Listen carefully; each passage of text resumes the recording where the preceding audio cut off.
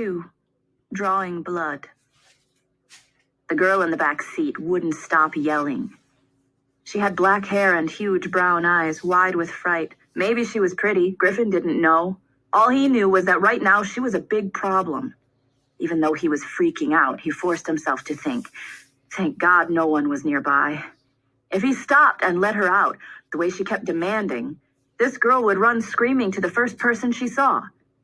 In 10 minutes or less, he would be arrested, and then the cops would naturally drive out to their house and everything would unravel, all of them in jail, probably for a long time. Instead of slowing down, Griffin accelerated as he turned out of the far end of the parking lot. It threw the girl off balance.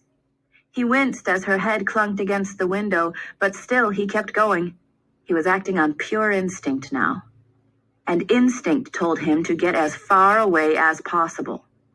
Growing up around Roy, you got pretty good at running. Running and hiding. Griffin caught a break, hitting a gap in traffic. He drove as fast as he could across the freeway overpass. The Escalade leaped forward when he pressed the accelerator, hitting 65 with no sign of strain. With the way today was going, the cops would pull him over for speeding. Griffin needed time to think this through, but there was no way he could afford to take it. He figured he had to put as much distance as he could between whoever had been driving this car and the girl in the back seat, who must belong to them, to get away from any witnesses who might be calling 911 on their cell phones right now. Cutting in front of a red Honda, he took the next corner on 2 wheels, getting off the main road. He pounded the side of his head in frustration.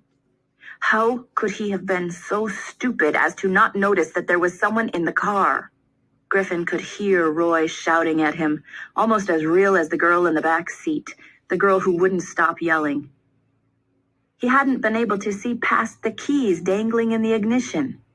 It was that simple and that senseless.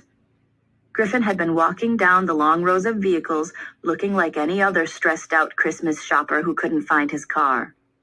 Instead, he was looking for packages he could boost. The packages came from the big, boxy stores that surrounded the acres and acres of the shopping center's parking lot. The whole place was so big that most people left one store, got in their cars, and drove the equivalent of 3 blocks to the next store. Thanks to Roy, Griffin knew how to get in and out of a locked car in under a minute. He could do it even when someone was climbing out of the next car, and they wouldn't notice a thing. Sometimes, just for a thrill, Griffin would even give a nod as he straightened up with the J. Crew bag or the box from Abercrombie. Then he would stroll down to his own car, parked near one of the exits, and put the bags in the trunk.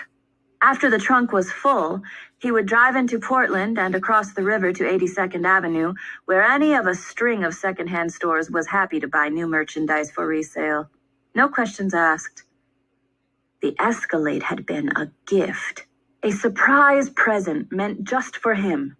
Anyone who was stupid enough to leave the keys dangling from the ignition in full view of the world deserved to have the car taken away, and he couldn't wait to bring it home and present it to Roy. That's what Griffin had thought anyway, until the blanket in the back seat turned out to have a girl underneath it.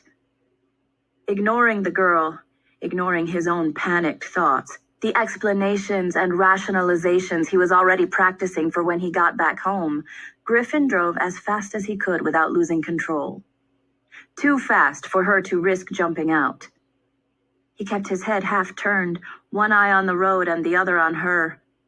Weaving around slower cars, Griffin took a side street and then another, until finally he was on an empty road that cut through a piece of scrubland. On each corner, a big white sign advertised it for sale to any interested developers. As soon as he slowed down, the girl came at him, outstretched hands curved into claws, screaming like a banshee. Her head was cocked to one side, and her eyes were wide and staring. She looked crazy. Maybe she was. Throwing the car into park, Griffin tried to deflect her, raising his shoulder and